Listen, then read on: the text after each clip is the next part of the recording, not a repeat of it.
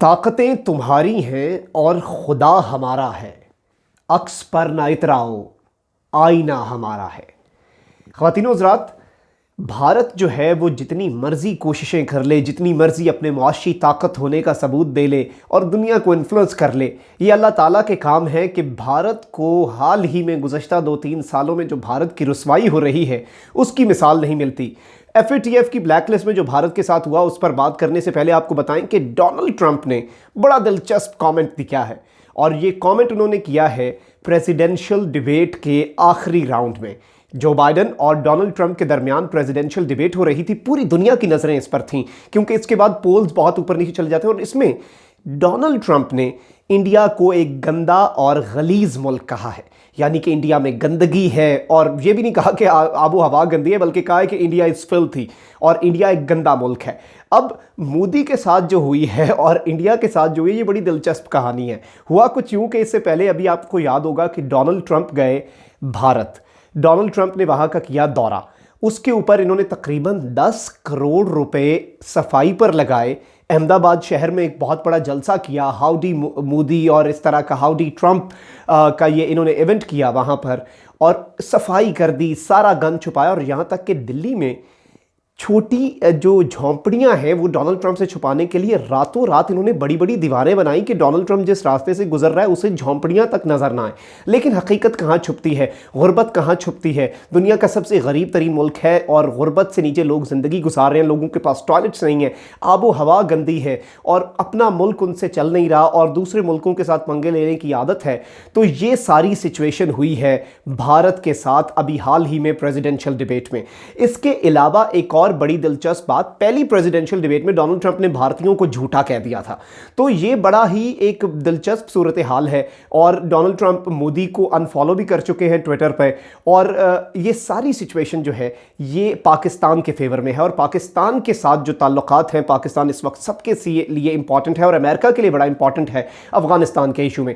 दूसरी, भारत के साथ जो अभी हालिया रुसवाई हुई है वो FATF की ग्रे लिस्ट के हवाले से हुई है। और अगर आप वो इजलास देखें जिसमें बाद में प्रेस कॉन्फ्रेंस हो रही है और अनाउंसमेंट हो रही है कि पाकिस्तान को ग्रे लिस्ट में रखेंगे और ब्लैक लिस्ट कतई नहीं करेंगे, उसके बाद 4-5 भारतीय सहाफ़ी उठे और उन्होंने ऐसे सवालात पूछे कि समझ नहीं उन्हें आ रही थी कि किसी तरीके हमारे सवालात के बाद ही अपना फैसला बदल लें कि सारे मुल्क बैठ जाएं।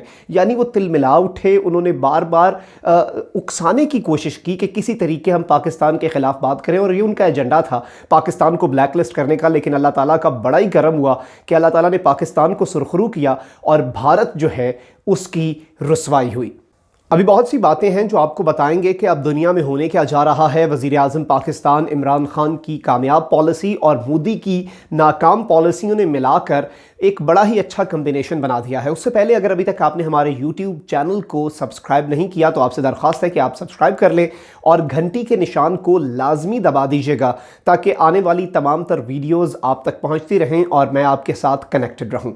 अब पूरी जो सूरत हाल है इंटरनेशनल, उसमें भारत हो चुका है तन्हा।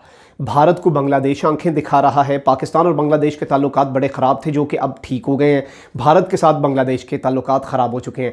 नेपाल भारत को आंखें दिखा रहा है। भूटान जैसा मुल्क भारत को आंखें दिखा रहा है। नेपाल ने तो अपना नक्शा जारी कर दिया भारत की इंतहाई कोशिशों के बावजूद और भारत में जो भारत के ज़ेरे तसल्लुत इलाके हैं उन्हें अपना डिक्लेयर कर दिया ऑफिशियल मैप में। भारत ने बड़ी कोशिश की कि ऐसा ना हो। उसके बाद अफगानिस्तान के इशू में भारत ने बड़ी कोशिश की टांग अड़ाएं, इस बहती गंगा में हम भी हाथ धो लें, इस पूरी सिचुएशन में हम भी कुछ निकाल लें। लेकिन अफगान तालिबान ने भी भारत के मुंह पर तमाचा मारा। अमेरिका ने भी कहा कि भाई आपका काम नहीं है, आप साइड पे हो, हमें पाकिस्तान से बात करने दें जो असल स्टेक होल्डर है। ईरान के साथ चाबहार वाला पूरी सिचुएशन जो है उस पर काम रोक दिया गया, भारत पेमेंट्स नहीं कर सका। और पाकिस्तान के साथ ताल्लुकात आपको पता है, चीन ने लद्दाख में जो कर दिया वो इंतहाई भारत के लिए बड़ा चीज़ है। और भारत की पूरी हुकूमत जो है वो झूठ कभी बोलते हैं, कभी कहते हैं बंदे नहीं मरे, कभी कहते हैं बंदे मरे। ये पूरी सिचुएशन अगर आप खित्ते की समझें तो भारत हो चुका है आइसोलेट। भारत के पास सिर्फ एक सहारा था और वो था ट्रंप। अब वो था अमेरिका, कि अमेरिका बहादुर हमारे साथ है। अब ट्रंप ने जो भारत के साथ करनी शुरू की है ये बड़ा ही दिलचस्प है और ये सिचुएशन पाकिस्तान के बहुत फेवर में है। ट्रंप ने सबसे पहले मोदी को अनफॉलो किया। ट्रंप ने उसके बाद पहली प्रेसिडेंशियल डिबेट में भारत को भारतीयों को झूठा कहा और दूसरी आखिरी प्रेसिडेंशियल डिबेट में भारत को एक गंदा मुल्क कह दिया। अब इसके बाद भारत के अंदर बड़ा एहतजाज हो रहा है, भारत के अंदर उनकी अपनी चीखें निकल रही हैं कि ये क्या हो गया, इतनी इन्वेस्टमेंट की, करोड़ों रुपए सिर्फ सफाइयों पर लगा दिए ट्रंप को दिखाने के लिए। हकीकत कहाँ छुपती है? जितनी मर्जी आप ऊपर एक शुगर कोटिंग कर लें, आप एक सामने इमेजिनरी सी दीवार बना लें, तो भारत के साथ हुआ है ये। उसके बाद अब पूरी दुनिया में भारत तनहा हो चुका है और ट्रंप और अमेरिका, और सारी बात है अमेरिका की जो पॉलिसी है वो सदर के तब्दील होने से इतनी ज़्यादा उसमें तब्दीली नहीं आती, उनकी अपनी एस्टैब्लिशमेंट है, पेंटागन है और उसकी पॉलिसियाँ वही रहती हैं इंटरनेशनल लेवल पे। और मुल्की लेवल पे सदर बाइख्तियार होता है, लेकिन इंटरनेशनल लेवल पे पेंटागन की अपनी पॉलिसीज़ होती हैं जो कि कोई बहुत बड़ा फ़र्क नहीं डालते।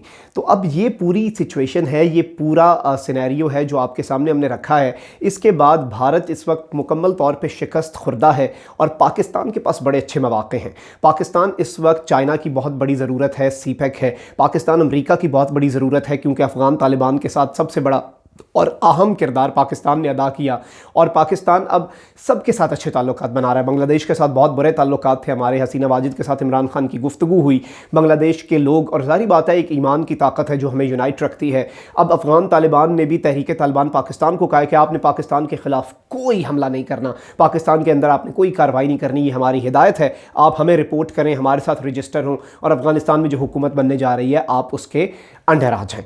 तो पाकिस्तान की इस वक्त कामयाब सिफारती पॉलिसी है और इसमें बाजवा डॉक्ट्राइन जो है ये बड़ा अहम है। जनरल कमर जावेद बाजवा की जो पॉलिसीज़ हैं, जनरल कमर जावेद बाजवा की जो डिप्लोमेसी है ये बड़ी अहम है। इससे पहले आपको याद होगा कि पहली मरतबा किसी आर्मी चीफ से चीनी सदर ने 1-on-1 मुलाकात की, क्योंकि जनरल बाजवा का जो डॉक्ट्राइन है ये बड़ा अहम है पाकिस्तान के लिए। सिविल मिलिट्री लीडरशिप एक पेज पे है, पहली मरतबा ऐसा हुआ। इससे पहले इतना जो है अलायंस नहीं थी दोनों के अंदर कि दोनों एक पेज पे, और किसकी खातिर एक पेज पे हैं? मुल्क की खातिर। कोई करप्शन के लिए इकट्ठे नहीं हुए अपोजिशन की तरह, मुल्क की खातिर इकट्ठे हैं, मुल्की मफाद की खातिर इकट्ठे हैं। तो इस वक्त बाजवा डॉक्ट्राइन है जिसके हम समरात देख रहे हैं और इसलिए ज़रूरी थी एक्सटेंशन जनरल कमर जावेद बाजवा की, क्योंकि बहुत सी चीज़ें थी। जनरल कमर जावेद बाजवा का एक अपना नाम बन चुका था, अब उसके ऊपर इमरान खान आ गए हैं। इमरान खान एक कैरिस्मेटिक पर्सनालिटी है और उसे फेस बनाया गया है। इमरान खान को फेस बना के और पूरा मीडिया कवरेज देता है। इमरान खान जो बात करते हैं उसे इंटरनेशनल मीडिया सुनता है, उठाता है, बहुत ज़्यादा उसे कवरेज दी जाती है, बहुत ज़्यादा माइलेज दी जाती है। तो इमरान खान को बनाया गया है फेस और जनरल कमर जावेद बाजवा ने दूसरा महाज संभाला है। तो ये perfect example of team work और कम्बिनेशन जो है ये पाकिस्तान के हक़ में इंटरनेशनल लेवल पर बहुत बेहतर जाने वाला है। यानी आपके पास दुनिया को दिखाने के लिए, बात करने के लिए, दबंग तरीके से सब कुछ करने के लिए, दुश्मनों को बेनकाब करने के लिए, अच्छा बोलने के लिए, पर्ची के बगैर बोलने के लिए, और दुनिया के लोग उसकी बात सुने, ऐसा लीडर भी है। और आपके पास एक ऐसा सिपा सालार है जो पाकिस्तान के साथ मुखलिस है, जो पाकिस्तान के साथ मुखलिस होने के साथ साथ आलमी सियासत को समझता है, इंटरनेशनल डायनामिक्स को समझता है और उसकी सुनी जाती है पूरे खित्ते में, उसकी अचीवमेंट्स हैं और उसे माना जाता है। तो इस वजह से जो पूरा कम्बिनेशन है ये एक इंतहाई पाकिस्तान के लिए मुफीद कम्बिनेशन है और आने वाले दिनों में आप देखेंगे कि इसके मजीद समरात सामने आएंगे। सिर्फ पाकिस्तान के दुनिया के साथ ताल्लुकात अच्छे होना बाजवा डॉक्ट्राइन और इमरान खान और जनरल बाजवा की कामयाबी नहीं है, बल्कि भारत का पूरी दुनिया में गंदा होना, भारत का पूरी दुनिया में एक्सपोज होना, भारत का पूरे खित्ते में तनहा होना, भारत का पूरे खित्ते में आइसोलेट होना भी इमरान खान और जनरल कमर जावेद बाजवा की जो पार्टनरशिप है, जो कि बहुत अच्छी जा रही है, अगर हम क्रिकेट की टर्म में बात करें, उसी का नतीजा है। इसी के साथ मखदूम शाह को इजाज़त दीजिए। अगर अभी तक आपने हमारा चैनल सब्सक्राइब नहीं किया तो सब्सक्राइब भी कर लें और मुझे शुक्रिया का मौका दें। कमेंट सेक्शन में अपनी राय का इजहार कीजिएगा इस पूरी सिचुएशन के बारे में भी और इस वीडियो के बारे में भी, ये कि आप क्या समझते हैं। मुझे इंतज़ार रहेगा आपकी राय का। अल्लाह हाफ़िज़।